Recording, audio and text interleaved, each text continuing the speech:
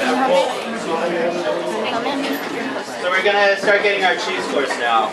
We have 3 cheeses, all of them from the local area. We have a beautiful blue cheese from Vermont, Jasper Hill Bailey Hazen. We have a Cantal style from Pennsylvania, which is a little bit like a cheddar if you're not familiar with Cantal. And that is 5-spoke tumbleweed, raw milk, grass-fed cow. Bailey Hazen also cow. And then the final cheese is from Connecticut, Cato Quarter Hooligan, which is a nice strong wash rind cheese. So we have a couple different styles. Blue, a nice hard age and a wash rind, so some stinky, some sharp, and some funky blueness.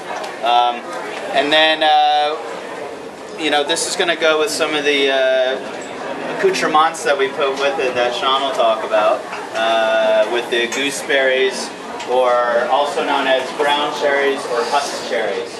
If you're not familiar, those are related to like a tomatillo. They have a sweet and sour, almost pineapple-y taste. And they are available out here in the Northeast this time of year. And we put up 3 philosophers honey, which we made, which Sean's going to talk about. So we took the 3 philosophers, which is basically a Belgian quad, mixed in with cherry lambic. So it kind of has this nice fruity, kind of plays up some of those notes.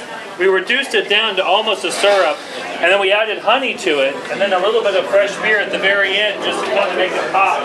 I thought, especially with these husk cherries and that flavor, and then actually to be able to kind of dip your cheese in there a little bit. So try the cheese plain, then try it with that, and then just to kind of play up the whole brewer's dinner idea, we actually took what a lot of brewers consider, you know, the waste product, which is spent grain. So we took spent grain along with some flour and a little bit of wort and made crackers. And on top of that we have the wattle seed, which kind of gives it this kind of earthy, kind of chocolate cocoa, hints of coffee with a little bit of hazelnut to finish. And it's an Aborigine Australian spice. So you don't see it very often. It's really kind of a fun thing, a little fleur de sel on the crackers. Again, this is kind of playing up these different tastes and textures, and with the beer being a special beer brewed for this wonderful time of year, New York Beer Week, we have Ken from actually Brewery Omegon to talk about the beer. Hi. Hi, thanks Sean. It's really, thank you all for coming. It's really wonderful to have this beer on the menu tonight. This is a very new beer for us. It's a very new direction for those of you. I hope you can all hear me. For those of you who aren't familiar with our brewery, everything we do is true to a Belgian style. We're held to very high Belgian standards due to our relationship with Duvel. And I think we saw a hole in our portfolio, and it was the hoppy American style beer. So we took, let's say, for lack of a better term, a standard American pale ale, and we started experimenting. So in order to put a Belgian twist on our beer, we use Belgian yeast, which I think really affects the nose and the mouthfeel.